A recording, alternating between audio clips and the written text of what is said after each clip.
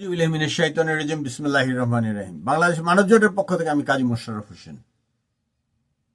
বিপ্লব হয় নাই, কিন্তু দেখলাম প্রেসিডেন্টের অধীনে সরকার শপথ নিছে, কিন্তু সংস্কার করবে। রিপিট করেন না। এরশাদ সাহেব করেছিলেন, বন্ধ করে দিছে।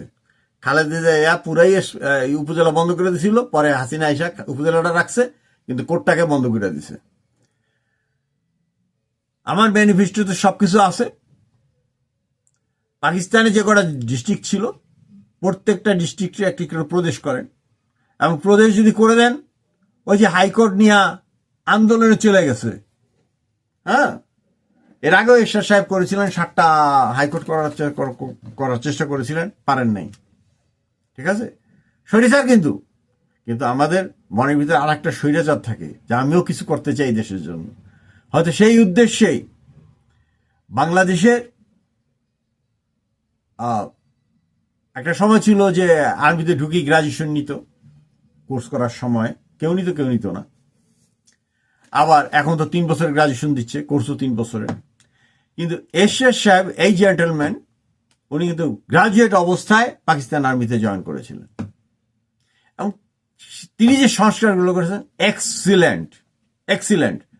বাংলাদেশের সবচেয়ে বেশি সংস্কারকের দাবি সেটা হোসেন মোহাম্মদ এরশাদ।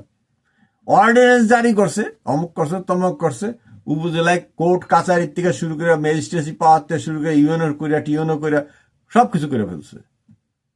প্রেসিডেন্টের কাছে ধরেন, অর্ডিন্যান্স করেন। আমি প্রথমেই বলছি, এর আগেও বলছি, যে হ্যাঁ, যারা সরকারিতে চাকরি তাদের বন নিয়ে নেন, ঘুষের প্রমাণ পাইলে 5 কোটি টাকা জরিমানা হবে। আপনার 5 কোটি টাকা খাইছেন কি খান নাই, does not matter. Life long এটা পরিশোধ করবি অ্যাকর্ডিং টু ইউর ইনকাম। ঠিক আছে, এই যে ইয়েটা গেল, বাংলাদেশে যে আর্মি এবং ইয়ার কথা দেখলাম খুবই দুর্বল। হ্যাঁ, আমরাও দুর্বল, আমাদের অর্থনৈতিক অবস্থা দুর্বল। 3 লাখ লোক আর্মিতে নেওয়া যাইত, 3 লাখ লোক পুলিশে নেওয়া যাইত, এবং 3 লাখ লোক রেভিনিউ সাইডে নেওয়া যাইত। বলে কেন? কারণ একটাই, যখনই পাতা খুলি, কে সন্ত্রাস, কে চাঁদাবাজি।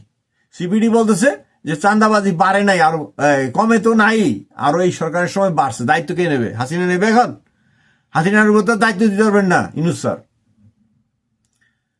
মোহাম্মদ ইউনূস স্যার নোবেল লয়ে আসেন আর যেই লয়ে আসেন, এই দায়িত্ব কিন্তু আপনাকে নিতে হবে।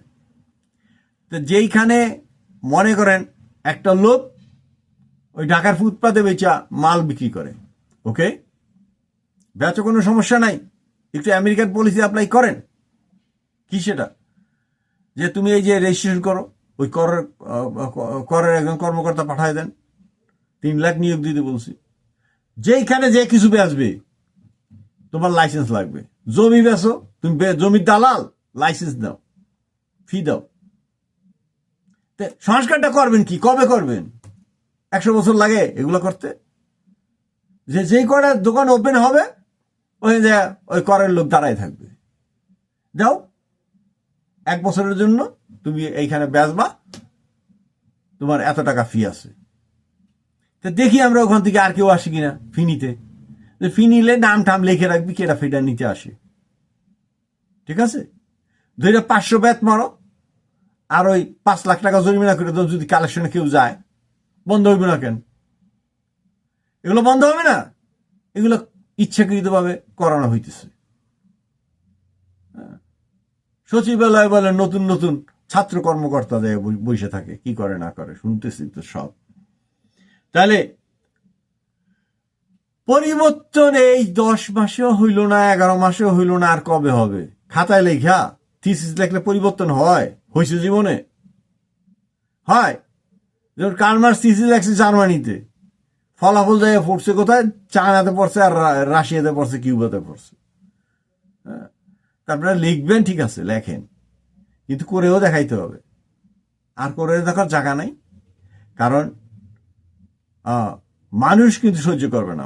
বাংলাদেশের মানুষ জোয়ার ভাটার দেশের লোক, 6 ঘন্টা পর মন চেঞ্জ হয়ে যায়। এখনো সময় আছে। জনগণের শ্রদ্ধা যেটা আছে, আমি সবাইকে বলছি, এর আগেও অনেক তর্ক বিতর্ক করছি মানুষের সাথে, যে এই যে প্রফেসর ইউনূস, ওনার কথাটা একটু চিন্তা করেন। উনি ইকোনমিক্সের মতো একটা সাবজেক্টে মাস্টার্স করছেন, পিএইচডি করছেন বিদেশি বিশ্ববিদ্যালয়, আমেরিকান বিশ্ববিদ্যালয় থেকে, কলেজগুলোতে পড়াইছেন, ভার্সিটিতে পড়াইছেন। তারপর কি করলেন? শূন্য হাতে একটা ব্যাংক শুরু করলেন। সবার কিন্তু দান আছে, ওই বিএনপির দান, আওয়ামী লীগের দান, তারপরে এরশাদ সাহেবের, হ্যাঁ হয়তো ওনার একটু হার্ড টাইম গেছে, কিন্তু সবাই কিন্তু ওনাকে হেল্প করছে। এরকম একটা ব্যাংক বিনা পুঁজিতে, যেখানে এখন বোধহয় 1,000 কোটি টাকা জমা দিয়ে তারপর একটা ব্যাংকের লাইসেন্স নেওয়া লাগে, কিন্তু এই ব্যাংকটা উনি যেরকম বিনা পুঁজিতে লোন দেওয়া শুরু করেছেন, সেরকম বিনা পুঁজিতে উনি এই ব্যাংকটা করতে সক্ষম হয়েছেন। সে যাই হোক, এটা ওনার ধৈর্য এবং ওনার সাহস এবং ওনার যে সক্ষমতা, এটা ওনার সক্ষমতা। তারপরে শান্তিতে নোবেল, সেটা হলো অতিরিক্ত।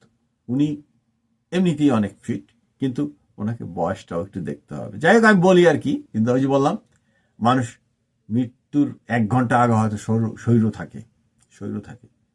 এই এই জিনিসটা ওনার গায়ে লাগুক, এটা আমি চাই না। ওনার যে সাপোর্ট নিয়ে আসছিলেন, সবাই ওনাকে অন্ধের মতো সেইভাবে করছিলেন। তারপরে যদি সেই এরশাদের হানা বোর্ড বা জিয়াউর রহমান সাহেবের হানা বোর্ড এরকম একটা কিছু করে নিতেন, ভালো হইতো, যে না মানুষ জানতে পারতো যে না কি হইতেছে, একটা লিগ্যাল কন্ডিশন তারাই যাইত। কিন্তু এখন দেখা গেল যে ব্রিটিশ প্রাইম মিনিস্টার দেখা করে না। আমেরিকায় আসলে ট্রাম্পিয়া আমার প্রেসিডেন্ট, আমার খুব ফেভারিট লোক, ফেভারিট প্রেসিডেন্ট। উনি যে দেখা করবে এরকম মনে হয় না। আবার করতেও পারে, আমি জানি না। তো এইখানে আর একটা কথা এখানে অ্যাড করি, সেটা হলো এই আরব বিশ্বে আরব বসন্ত হয়েছে। কিন্তু লোকে বলে বাংলাদেশে এই যে সরকার তৈরি হয়েছে, হামিদ কারজাই একই কাদায়, এইখানে অনেকে মনে করে আর কি যে এটা তো সেই বাংলা বসন্ত তৈরি করা হয়েছে এখানে। কিন্তু বাংলা বসন্ত তৈরি হোক, জনগণ কথা বলুক, কোনো সমস্যা নাই, কিন্তু কথা বলতে যে আর জনের মুখটা জানি বন্ধ করে না দেওয়া হয়। দেখলাম এক জায়গায় যে 50,000 লোক পুঁজিপাট্টা নিয়ে আওয়ামী লীগের পালাই গেছে। তো ধরলাম 50,000, আরো 50,000 আছে। তাতে দেখা যায় যে প্রতি থানাতে 200 করে লোক যারা আছে, যারা আওয়ামী লীগের চুরির সাথে জড়িত অথবা সন্ত্রাসের সাথে জড়িত, মানে পালানের মতো কোনো কাজের জন্য জড়িত থাকছেন এই এই বিশ্বে। আমেরিকাতে যদি দেখেন, আমেরিকার তাকে যদি তাকান এখন, তো কি দেখবেন? অন্তত 200টা কান্ট্রি লোক এখানে বসবাস করে। জাতপাত কত পদের চালাইতেছে তো আমেরিকা বেশ। খাবার দিলে খাবার দেয়, ওইটা দেয়, ট্রেনিং দেয়, পড়াশোনা দেয়। হ্যাঁ, তো 20% আমলে যদি থাকে, 15%ও যদি থাকে, নিষিদ্ধ করা যাবে না, নিষিদ্ধ করা উচিত হবে না। করেন যারা দোষী তাদের, অন্যায়ের সাথে তো আপোষ হয় না, হইতে পারে না। কাজে এক্সক্লুসিভলি যে ইলেকশনের কথা বলতেছে, জাতিসংঘও বলতেছে, জাতিসংঘ তো আমি এটাকে আর করি না, কারণ ওই জাতিসংঘ অফিস খুলছে পৃথিবীর যেখানে যে সকল দেশগুলোতে জাতিসংঘের অফিস খুলছে, এগুলো সব মুসলিম দেশ, এবং এই অফিসগুলোর মাধ্যমে বাম্বু দেওয়া হয়। এই অফিসগুলোর মাধ্যমে বাম্বু দেওয়া হয়, ঠিক আছে? তো এই করিডোর দেন, এই করেন ওই করেন, বাট জাতিসংঘের নামে না। যদি আমেরিকা ইন্টারেস্টেড হয়, সরাসরি চুক্তি করেন। বাংলাদেশ মানব জোট, আমি বলছি, সরাসরি চুক্তি করেন আমেরিকার সাথে, সেটা ঠিক আছে। কিন্তু জাতিসংঘের মাধ্যমে বছর পর বছর একটা বিভীষিকাময় অবস্থা পার করবে সারা বাংলাদেশ, এটা আমরা চাই না, এটা আমরা চাই না। তো কথা একটাই, যে এই সংস্কার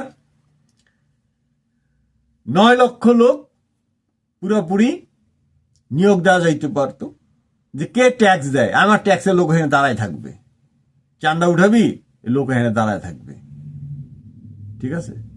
আর পুলিশ 3 লাখ নিয়োগ দেওয়া যাইতে পারত, আর 3 লাখ আর্মি। আর আমার যে বাংলাদেশের মানব জোট আছে, আর্মিতে কাম নাই, তোর কোনো চাকরি নেই, ব্যবসা নাই, জনপ্রতিনিধি নাই। হ্যাঁ, এই যে বাংলাদেশে আমেরিকান যে ভাইস প্রেসিডেন্ট মিস্টার ভেন্স আর্মিতে জব করে আসছে, এসএসসি পাস করে, এইচএসসি কমপ্লিট করেই, কলেজ মানে এখানকার স্কুল কমপ্লিট করেই আর্মিতে জয়েন। যে বিরোধী দলে ছিল একই অবস্থা, দুজনের পজিশন কি, ইয়েল ইউনিভার্সিটি থেকে লেখাপড়া করছে দুইজনেই। ওই আপনার বিরোধী দলের যে ভাইস প্রেসিডেন্ট প্রতিদ্বন্দ্বী ছিলেন, উনি আবার গভর্নর। উনি আবার গভর্নর ছিলেন, আর উনি ছিলেন সিনেটর। তা আমরা কি করি, যদি সেই সৈনিক, পুলিশ, হ্যাঁ, বিজিবি এর সৈনিক, দফাদার, চৌকিদার হইলে আমরা তাদেরকে মানুষ জ্ঞান করি না। সংস্কার তো এইখানে করবেন, প্রত্যেকটা উপজেলায় বাংলাদেশ মানব জোট একটা করে ইউনিভার্সিটি করবে। ওই আপনার ইতিহাস পাতিহাস পড়ার ইউনিভার্সিটি না, যেখান থেকে ওই আপনার কৃষি, এগ্রিকালচার, ফিশারিজ এইগুলোর উপরে টেকনিক্যাল কোর্স করে গ্রাজুয়েশনও করবে, ইঞ্জিনিয়ারিং কোর্স এইগুলো। আপনি 500 যদি ইয়েতে ঢাকা ইউনিভার্সিটিতে দিয়ে দেন, ওই গরু ছাগল বানান পাশ করায়, তাতে লাভটা কি? দেশেও কাজ নেই, বিদেশেও কাজ নেই। মেডিকেল স্কুল করেন, মেডিকেল স্কুলের মধ্যে অন্তত 4-5টা সাবজেক্ট আছে, আরো বেশি আছে। ইঞ্জিনিয়ারিং এর স্কুল কই আপনার ঢাকা ইউনিভার্সিটি? কয় যে না, এটা তো উন্নত দেশের কোন একটা ইউনিভার্সিটি ক্যাটাগরিতে পড়বো কেমনে? ইতিহাস পাতিহাস, জার্নালিজম, ইয়েলো জার্নালিজম এগুলো পড়াইলে কি দিব নাকি আপনাকে? দিব না তো। তাহলে প্রত্যেকটা উপজেলায় বাংলাদেশ মানব জোট একটা করে ইউনিভার্সিটি ওপেন করবে, প্রত্যেকটা উপজেলায়, জেলায় না, প্রত্যেকটা উপজেলায়। এবং 67%, আমাদের রেট হলো 67% লোক বিদেশে পাঠাইতে হবে, ওইভাবে তৈরি করে। তো সংস্কার কি করবেন? সংস্কার কি কাগজ কলম? সংস্কার তো কাগজ কলম না, মুখ দিয়ে বাইর করবেন যে এইটা করতে হবে, এইটা করেন, দ্যাটস ইট, ডান। ঘুষ বন্ধ হয় না, ঘুষ বন্ধ হয় না কেন? সরকারি কর্মচারীদের বন্ড নেন, 5 কোটি টাকার বন্ড, যে ঘুষ বা ঘুষের সাথে সম্পর্ক পাইলে আপনি অফিসে আওয়ারে কোথায় কোথায় ঘুরছেন না ঘুরছেন এর উপর ভিত্তি করে আপনাকে জরিমানা করে দেওয়া হবে। 5 কোটি টাকা করে জরিমানা করেন, ফর্ম নেন, অথবা হাত কাটার আইন করেন, দুইটাই করেন, অথবা দুইটাই করেন, ঠিক আছে। তো এই যে সংস্কার করতেছেন, করেন করেন করেন করেন, সংস্কারের উপর পিএইচডি করেন অনেকগুলো করে, বাস্তবতা দেখাইতে পারলেন না যে ঘুষ দুর্নীতি কবে নাই, সিপিডি বলতেছে, ঠিক আছে। এই যে বাংলাদেশে আপনার ইয়ের শট, ড্রাইভারের শট, লাইসেন্স নাই, অমুক নাই, তমুক নাই, দুর্ঘটনা বাড়তি আছে বাড়তি আছে বাড়তি আছে।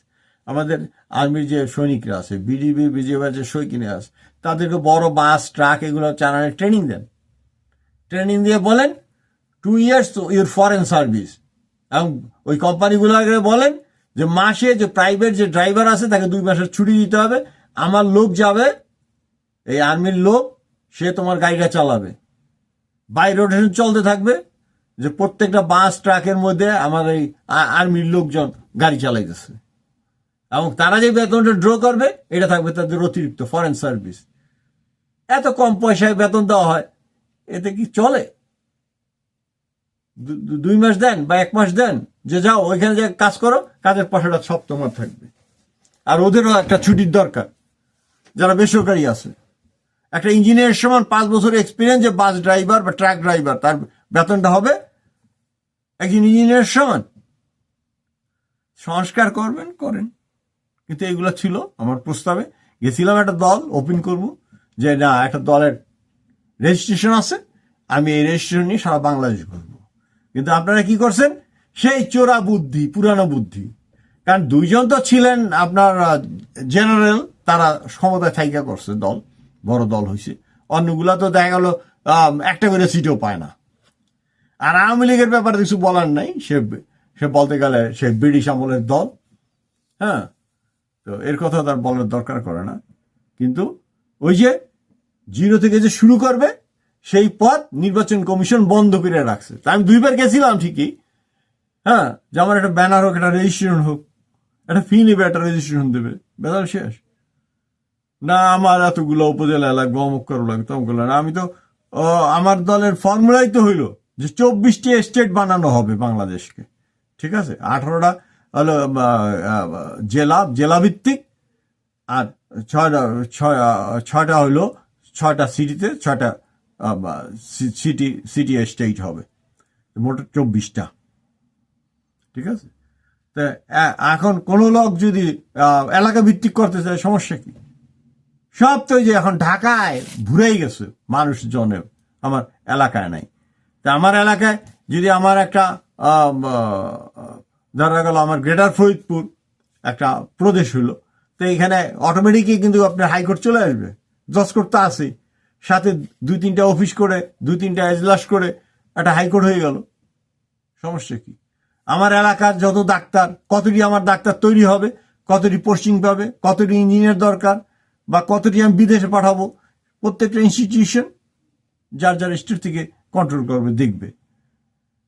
সো আমার ঢাকার দিকে তাকায় থাকার তো দরকার নেই।